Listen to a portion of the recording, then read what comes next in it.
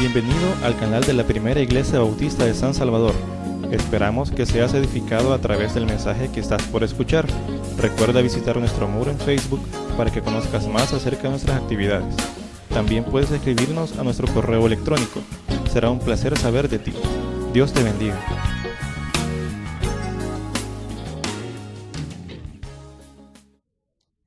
Bueno, si usted es de las personas que madrugan y se levanta a las 4 de la mañana, usted es mi héroe.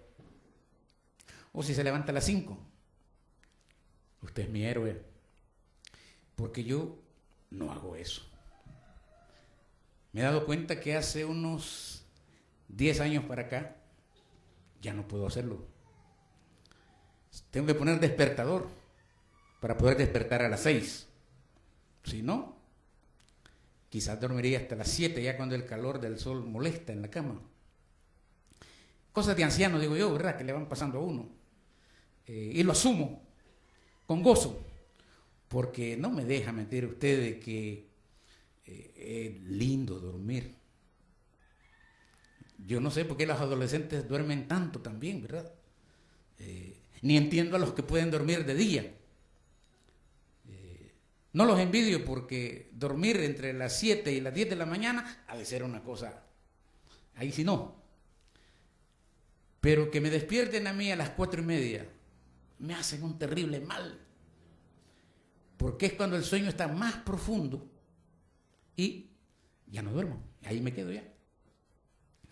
Es la dicha de dormir. No hay mejor cosa que dormir cuando uno tiene sueño, ¿verdad? A veces he dicho yo aquí, cuando uno está durmiendo, casi está muerto. Y así lo he dicho varias veces. Pero estudiando este mensaje me di cuenta que no. Que cuando uno está durmiendo, está vivo. Hay otras partes del cuerpo que están más vivas que cuando usted está despierto.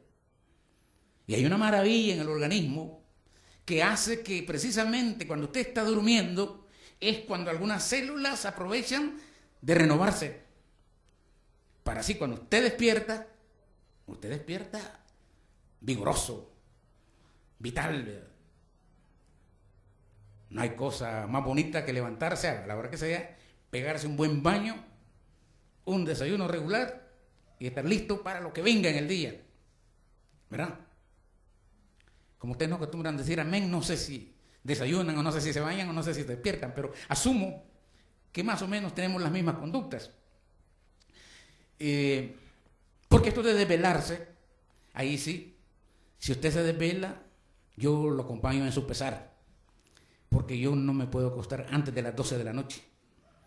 Antes de las 12 de la noche a mí no me da sueño, y me puedo tomar una taza de café a las 11:30 de la noche y cuenta que a las 12:10 puedo dormir sin problema. El café a mí me hace los mandados, me cae bien. Y eso que tomo unas 3 tazas de café al día, más o menos. Y a medida que me he hecho viejo, me he vuelto más gustoso. Bueno, le estoy hablando de mí por mis defectos. Porque este tema de hoy, en este texto tan curioso, porque por un lado, fíjese, esta sección que acabamos de leer es parte del capítulo 13. Un capítulo muy controversial en el Evangelio de San Marcos, porque prácticamente tiene un tono apocalíptico.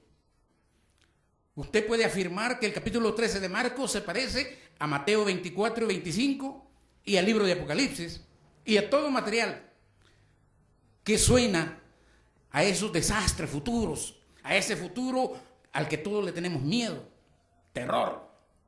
Así se ve Marcos 13. Y escogiendo estos 4 versículos, están ahí. Trato de reflexionar sobre ellos, y habla de los serenos. Entonces este tema, les decía, está en el marco del capítulo 13, que es material apocalíptico. Pero el texto se aplica a esta época del Adviento. Adviento, ya hemos dicho que es un apócope de la palabra advenimiento, una reducción de la palabra advenimiento, que quiere decir venida. Regreso. Y Jesús en esta parte comienza diciendo, vigilen. ¿Pero a qué viene eso? Me acordé yo de los serenos y la palabra serenar. No te vayas a serenar, dice la gente, ¿verdad? Se llama sereno el rocío, que cae en la noche, las gotitas que no se miran. ¿Es un sereno eso? No te serenes. A mí me cae mal el sereno, dice la gente, ¿verdad? Pero sereno que no es el que cuida la cuadra y enamora a las muchachas de la cuadra. También es sereno. Una figura de un personaje, un trabajador, que si se fijan la palabra va cambiando, pero que viene por lo menos, pareciera desde siglos. Por siglos han existido los vigilantes o los serenos. En España, algunos pueblos españoles, hace 3 siglos, más de 300 años, los vigilantes nocturnos tenían el encargo de encender las lámparas de la calle, que habrán sido de gas o de carburo. Entonces andaban con el material, con una vara, encendiendo las lámparas de las calles. Y además vigilaban la seguridad de algunas calles, ¿verdad? De quienes transitaban por la noche. A veces a los bolitos, si los conocían, los encaminaban hasta la puerta de su casa. O a las damas, ¿verdad? Que también venían, dicen que eran acomedidos porque se adelantaban y ellos generalmente tenían las llaves de todas las casas que cuidaban. Y entonces ya sabía cuál era la llave de la señorona que venía, corría adelante, le abría la puerta, ya pase adelante, ¿verdad? Era una especie de conserje, el sereno, el vigilante español. Y además era como el servicio meteorológico, porque en la noche, mientras caminaba, podía decir, las 12 han dado, y sereno. Quizás de ahí viene la palabra, ¿verdad? Quería decir, son las 12 de la noche y está sereno. Hay serenidad, hay tranquilidad. Y otras veces podía decir, las 2 de la mañana han dado y neva. O podía decir también, las 4 de la mañana y llueve. Y la gente oía aquello y se acostumbraba a escuchar al vigilante. Cuando Jesús dice, vigilen, esta palabra les ha de haber caído de sorpresa a los discípulos, como puede caernos también a nosotros. En otras palabras, Jesús está diciendo, manténganse despiertos, no se duerman, vigilen. Porque a nosotros que nos gusta dormir y nos gusta soñar, pero soñar bonito. Yo por jugar con mi mente, otra vez les voy a hablar de defectos míos, ¿verdad? Por jugar con la mente, alguna noche que no me da sueño, me pongo y dije, quiero soñar, voy a soñar con cosas bonitas. Y empiezo yo a imaginar la belleza que se me pueda ocurrir, a veces con pinturas, ¿verdad? Pinturas que no existen, pero que mi mente las pinta y quisiera soñar con eso, digo yo. Pero no. Es decir, pensando me duermo y el otro día, van 2 veces que tengo una pesadilla y amanecí en el suelo. Soñé que alguien me atacaba y yo me defendía y me desperté del porrazo. 2 veces en la vida me han pasado. Así es que tampoco soñar puede ser tan bueno a veces. Así que Jesús, cuando habla de dormir o de soñar o de despertar y estar alertas, claramente está usando un lenguaje figurado por razones de la enseñanza que quiere compartir. Los 4 versículos de este pasaje, de capítulo 13, tienen como contexto una cosa más dramática. Jesús habla allí de la ruina del templo y la destrucción de la ciudad de Jerusalén.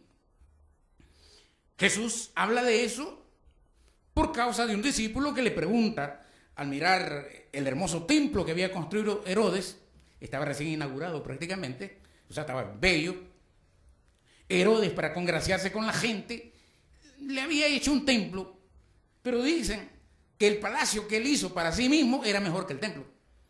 Pero de todas maneras los discípulos están ahí frente a aquel edificio y Jesús, y le preguntan, maestro, mira qué grandes piedras y qué construcción.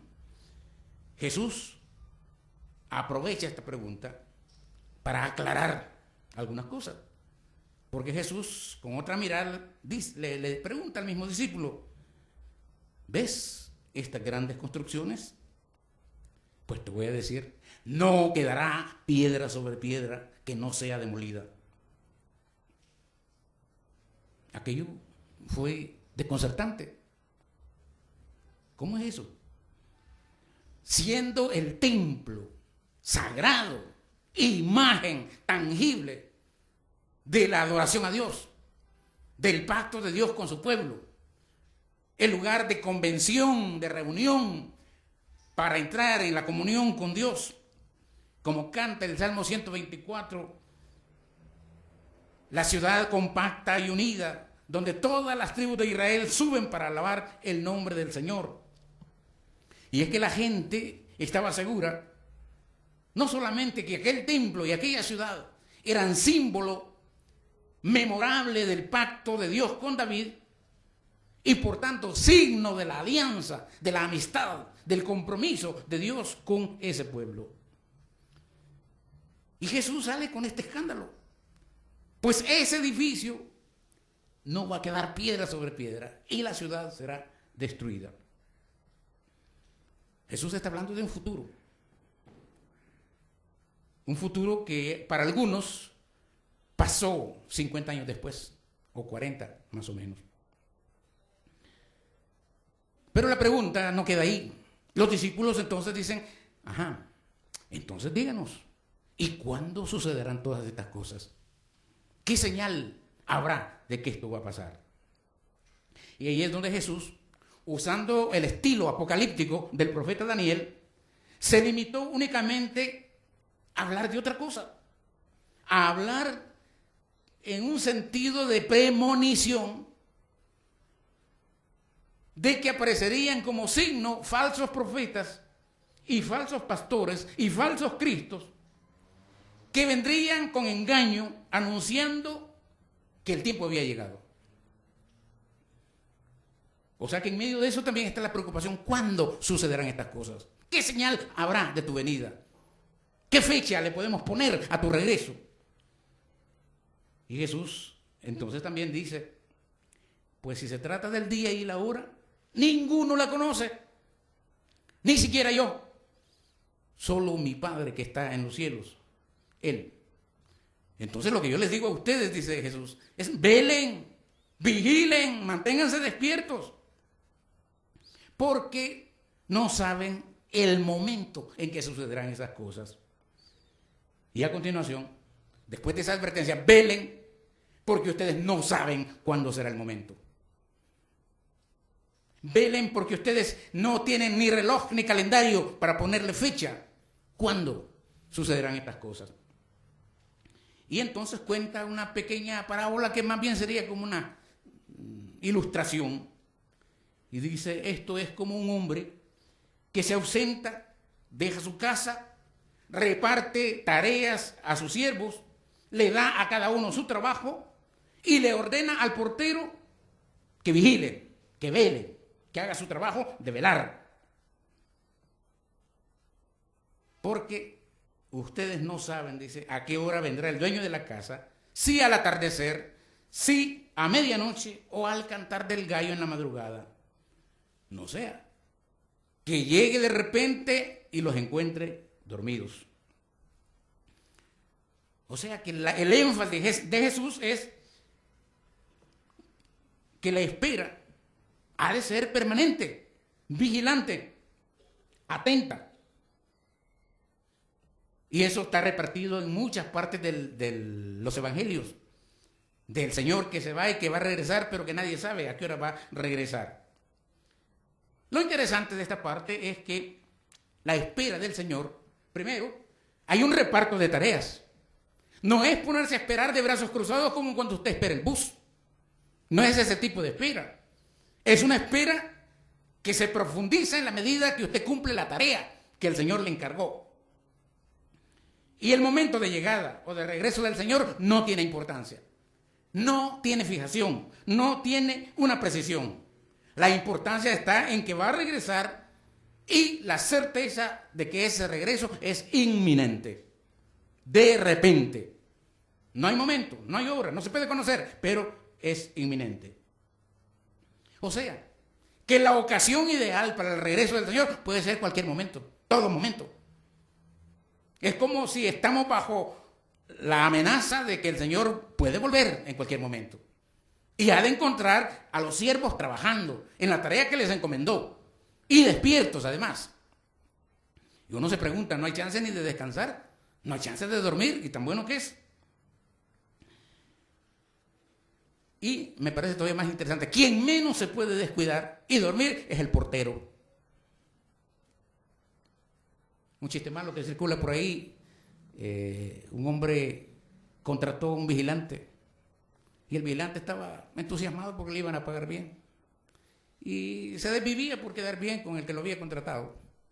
Y a la segunda noche le dice, ¿qué tal? ¿Cómo estás? Le dice el señor al vigilante. Bien, le dice, ¿te va bien en el trabajo? Muy bien. Mire, patroncito, tan bien que anoche soñé con usted, le dijo. ¿Cómo le dice? Anoche soñé con usted. Firma tus papeles y te vas. ¿Pero por qué, patrón? Yo te pago para que estés vigilante, no para que soñes conmigo. Sospechando que no estaba cumpliendo la tarea. Y aquí en esta historia pequeña, el que menos se puede descuidar es el portero. Yo me pregunto si ahí no hay una pequeña insinuación de que la nueva iglesia de Jesús, los nuevos creyentes, los últimos en llegar, son los que hacen el trabajo de portería. El que no se puede descuidar, al que no se le puede pasar nada porque tiene que estar alerta. El que tiene el criterio para poder distinguir lo que viene. La otra cosa que aparece aquí sobre el momento es que puede ser cualquier momento. Puede ser cuando el día termina, dice. No hay mejor hora para todos nosotros que cuando el día está terminando. Ya usted terminó de atender la familia, de lavar los trastos. Yo no sé si las señoras en este país tienen chance ahí por las 8 de la noche de decir, vaya, ahora voy a ver la novela. A saber, ¿verdad? Los hombres sí tienen, como que tienen más tiempo, nomás llegan y ya tienen chance de cualquier cosa. Pero asumamos que llega una hora en que usted está listo para lo que sea, ¿verdad? Ya se acabó el día, está listo. Insinúa que el Señor puede venir a esa hora. Insinúa también que el Señor puede venir a la medianoche, esa hora que yo aprecio mucho porque es la hora en que el sueño pega y pega bien. Y quien se duerme a la medianoche, por lo menos puede jurar que de las 12 de la noche a las 4 de la mañana es el sueño más reparador que puede haber.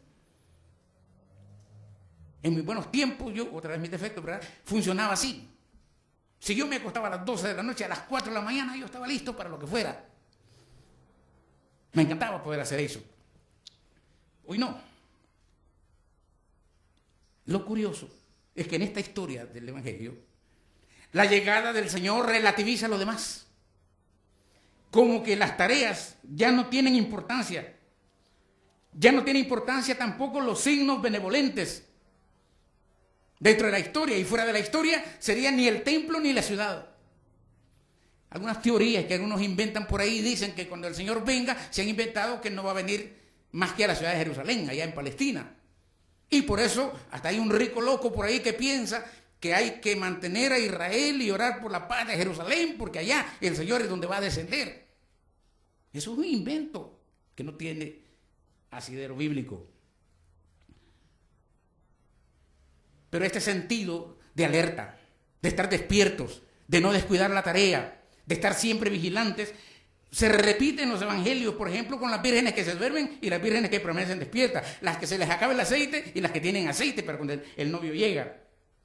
En esa parábola, por ejemplo, las que no se durmieron y están listas cuando el novio, porque había esa tendencia también en las bodas judías, entre los juegos de boda que duraban como 15 días, se la pasaban jugando que el novio podía aparecer a cualquier hora, cuando la novia con sus amigas estaban ahí disfrutando la fiesta. Entonces era como una expectativa que va a venir el novio, pero no ha dicho a qué horas.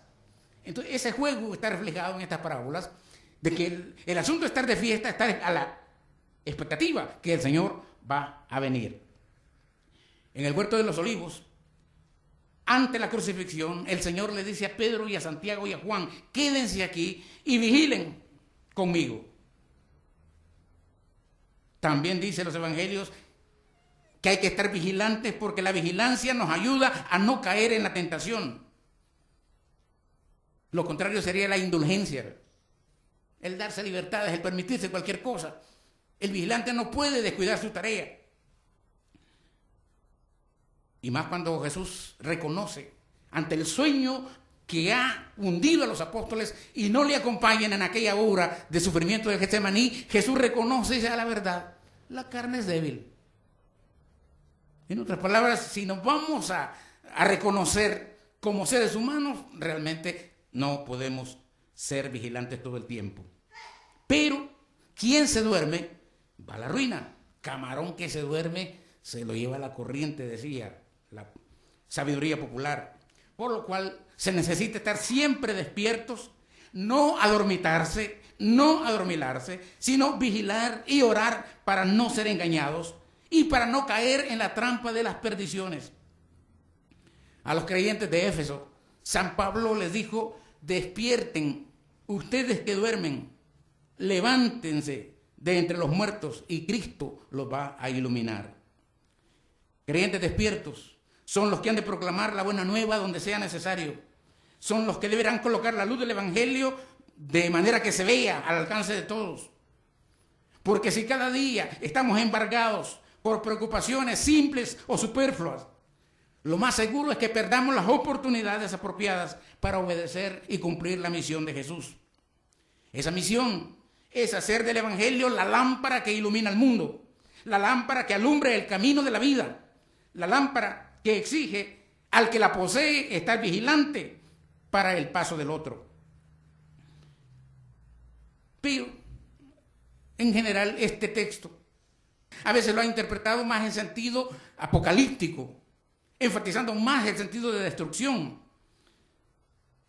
donde el Señor, lo que se enfatiza es que el Señor ha establecido un plazo, y en ese plazo el Señor está abierto salvando a todo el que quiere salvarse, pero llegará el día en que Dios se convierte en juez y entonces no hay salvación. Ya Dios es un Dios justo que le paga a cada quien, y de repente con un juicio sorpresivo y castigador que se puede caer encima de las personas en cualquier momento.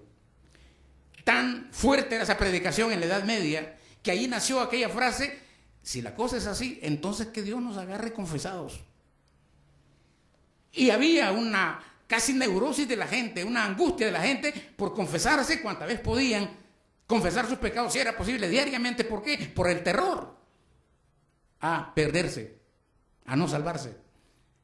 Y era tanta la angustia de la gente que algunos comerciantes empezaron a jugar con esa angustia. Y la confrontación entre comerciantes y, en ese caso, los confesores, llegó a ser tan grande que los confesores dijeron: pues nos ponemos en huelga, para ustedes no hay confesión. Y se supone entonces que los poderosos, que también pecaban, no tenían manera de ser absueltos por los confesores. En ese marco nació esta frase: que Dios nos agarre confesados, como si Dios estuviera por caernos ya encima, y más le vale que Dios lo agarre confesado, porque si no, usted va directo al infierno. Era el ideal de cristianos aterrorizados en aquella Edad Media, y eso funcionó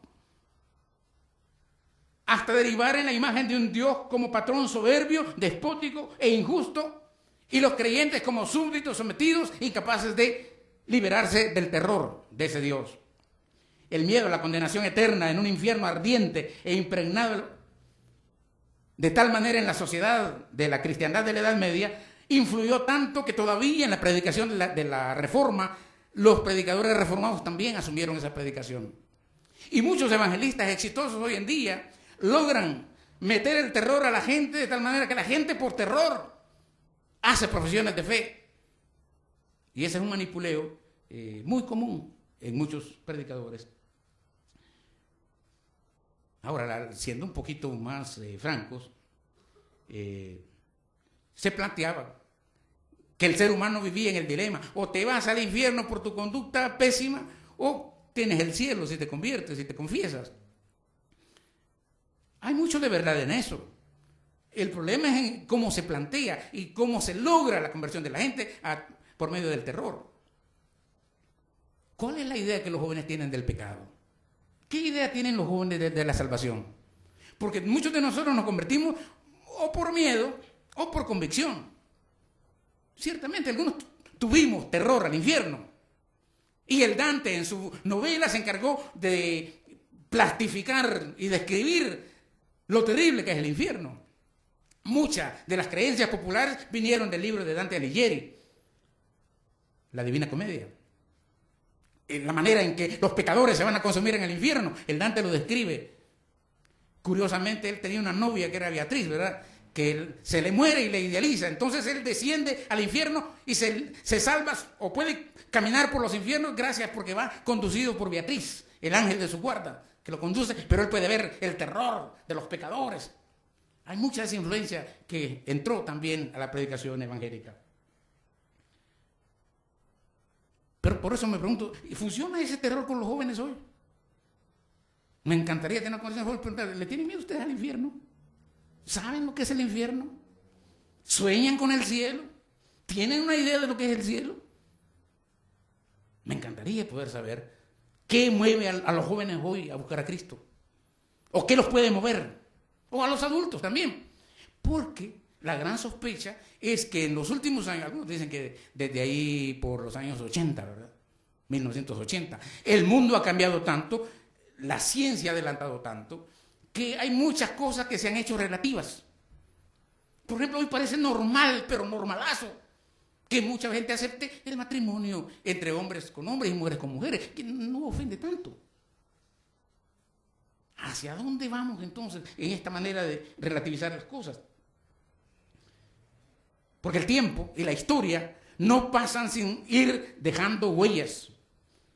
De las cosas que estaba averiguando yo para esto es darme cuenta que el siglo XX, al que le llaman el siglo de las luces, el siglo que acaba de terminar, el siglo que ha dejado miles de buenos inventos, el siglo que ayudó a descubrir grandes remedios, el siglo donde se explican las comodidades que usted tiene.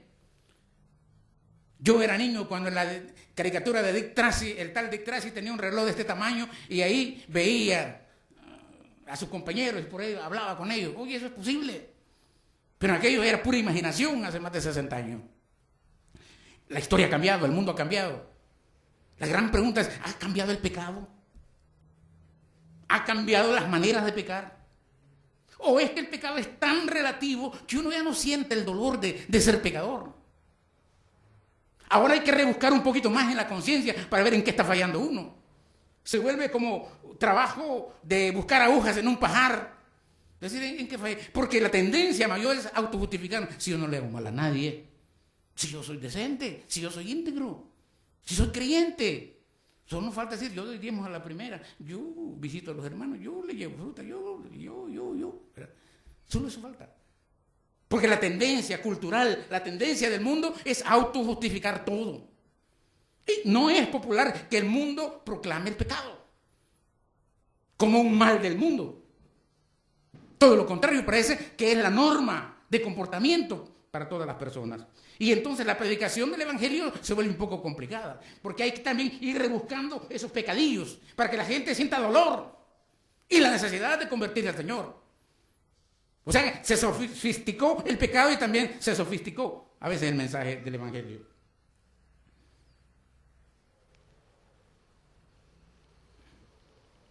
Hay que estar despiertos.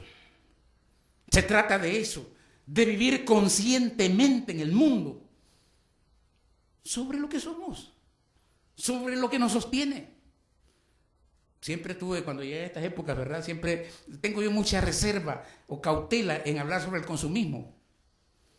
Porque es cierto, hay mucha gente que en esta época derrocha, bota. Pero ¿qué vamos a botar y qué vamos a derrochar cuando no tenemos? Es un mensaje inútil a veces para pobres, ¿verdad? Nuestro problema no es consumismo porque no tenemos qué consumir. En Estados Unidos eso sí pega, porque la gente vota. Botan comida todos los días, toneladas de comida, mientras hay gente en otras partes del mundo que no come. Así que si el llamado a estar alertas o despiertos, lo interpretamos de manera esperanzadora, porque es un mensaje de Adviento. El Señor viene, tenemos esperanza que regrese. Y en ese sentido, la esperanza le imprime a nuestra espera sentido. No es una espera sin sentido. Como digo, voy a ir a sentarme a la grada a ver si pasa un avión ahí. Ay, me voy a estar, ¿verdad? No es eso. Por tanto, debemos quedar claros que cuando hablamos del Adviento, en realidad no es por hablar de una fiesta que a veces a nadie le importa ya, que solo en algunas iglesias tiene significado. Lo que enfatizamos es el contenido, que el Señor anuncia que volverá y que espera que su pueblo esté trabajando, ocupado en la misión que le encargó. Entonces, como fieles cristianos, somos llamados a experimentar aquellas famosas palabras de un filósofo ateo que se llama Ernest Bloch. Él lo llama Noch nicht sein, que quiere decir el no ser todavía, pero tratando de llegar a ser. Es que interesante, un ateo diciendo eso. El no ser todavía, pero tratando de llegar a ser. ¿Qué es la condición cristiana? Es decir, estamos en el camino del Señor, estamos en el camino de la perfección, buscamos el reino de Dios, lo experimentamos en la gracia de Dios, a veces en cosas pequeñas y a veces en grandes bendiciones, pero todavía no se ha visto todo lo que ha de ser, lo que alguna vez dijimos, ¿verdad? Lo mejor está por venir. En ese sentido, la espera del Señor tiene esa nota. Si usted está satisfecho como está, pues sepa que el Señor viene a desacomodarlo, a desinstalarlo, para decirle eso que está viviendo, que te parece bien, no es. Lo mejor está por venir. Y el blog dice entonces, es ser o no ser lo que todavía falta que sea, pero estás tratando de llegar a ser. Sobre esa frase, este blog construyó toda su filosofía y pensó entonces que la naturaleza humana, la dinámica humana debería ser pensar en el futuro, construir escenarios futuros, inspirarnos a pensar en cómo puede ser el futuro. Y de ahí él habla de los grandes mártires y héroes de la esperanza. Un ateo hablando de eso. Él dice que hay muchos hombres y mujeres que en la historia de la civilización son héroes y mártires porque soñaron con el futuro, vivieron tratando de construir un futuro, porque los encendía una esperanza. Hasta parece cristiano, porque es lo que San Pablo trata de decir de la esperanza cristiana. Un teólogo de esa misma época, de apellido Evelyn, decía, fíjese qué frase más enredada, lo más real de lo real no es la realidad misma, sino sus posibilidades. Es que interesante. Lo más real de lo real no es la realidad misma, sino sus posibilidades. O sea, de una vez lo empuja a uno a brincar por encima de la realidad que uno está viviendo, a no hundirse en la realidad que lo está a uno tratando de ahogar, sino siempre sacar el cuello. Aunque uno esté en un pozo cenagoso con el cuello, tiene todavía la posibilidad de levantar el cuello y mirar más allá. Y decía yo, hablando de los jóvenes, ¿verdad? Que ¿cuáles serán los sueños de los jóvenes? ¿Qué es lo que animará a la juventud hoy? Porque lo que se nos impone, y dicen algunos, ¿verdad? Que el tiempo que vivimos es un tiempo tal que nadie cree en mesianismos, nadie cree en utopías. Hemos dejado de lado los grandes relatos. Es decir, yo recuerdo cuando yo era joven, ¿por qué me metí yo al ministerio? Fue cuando yo me encontré con la carta de Isaías. Y ahí un mensaje me golpeó tanto cuando dice, los jóvenes se fatigan y se cansan, pero los que esperan en Jehová levantarán alas como águilas. Y yo que nací cansado, cuando leí ese texto dije, esta onda me gusta. Y por ahí empecé mi búsqueda, que me llevó a la Biblia, que me llevó a la iglesia, que me llevó finalmente a definir la vida por varios años.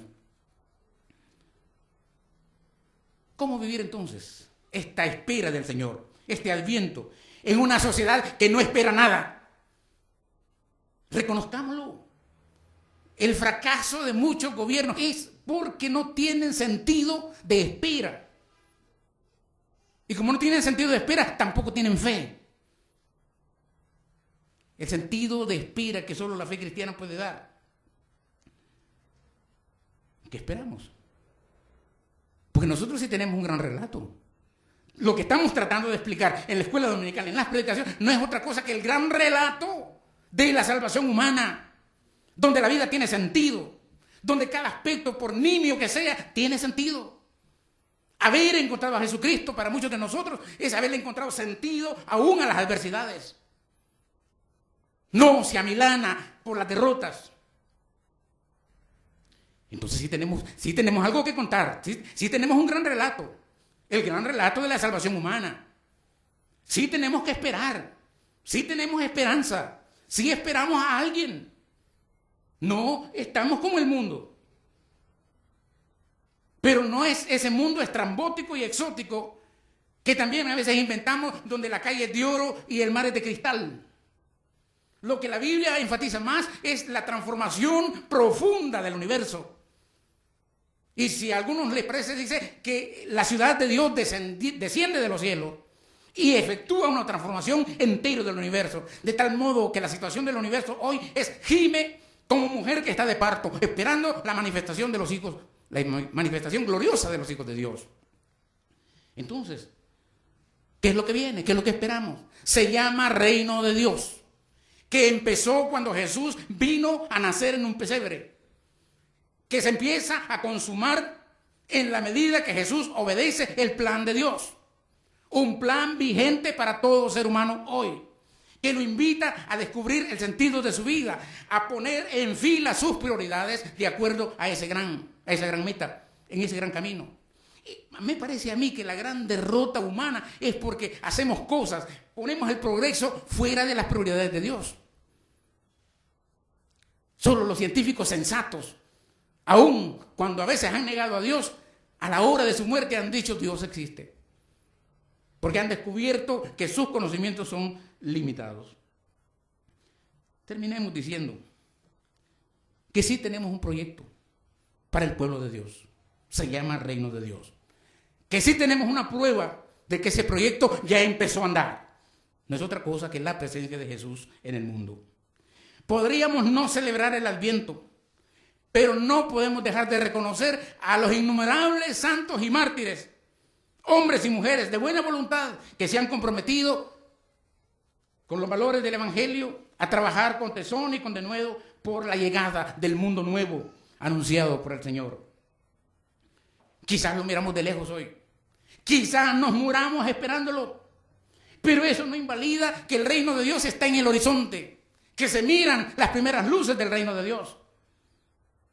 Y por eso nuestra esperanza no se aniquila, como no se aniquiló la esperanza de Job, que en épocas más oscuras, en medio de un sufrimiento que estaba superando, él puede decir, yo sé que mi vengador vive, y al final en esta mi carne he de ver a mi Redentor.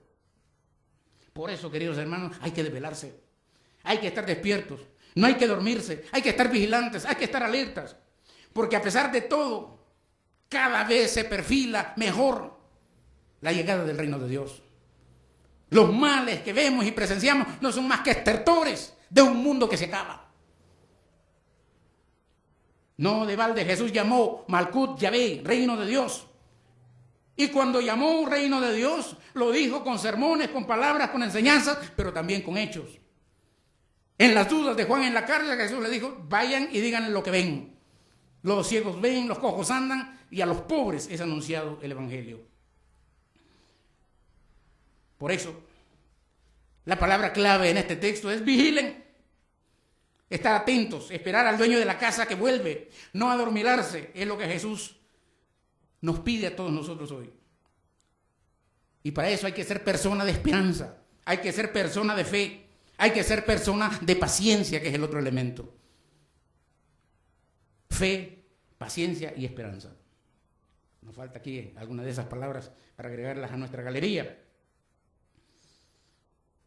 Estas cualidades son herramientas que entrelazan esta espera angustiosa, este sufrimiento en que se convierte la vida, este desazón, esta angustia, esta frustración en que a veces aún los cristianos caemos cuando no tenemos trabajo, cuando el hijo se muere, cuando padecemos males insuperables, cuando nos parece que el reino de Dios tiene techo, que no hay horizonte.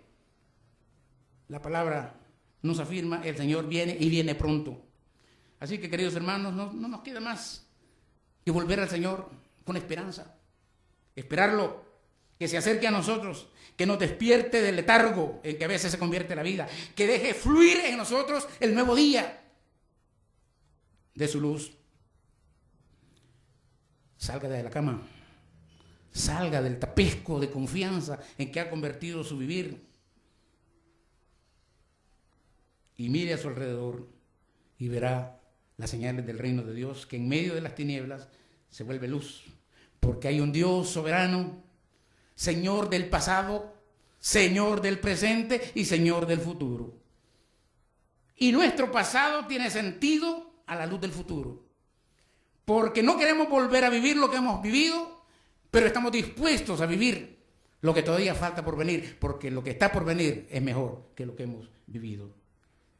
Que Dios les dé una pacífica y bendecida Navidad.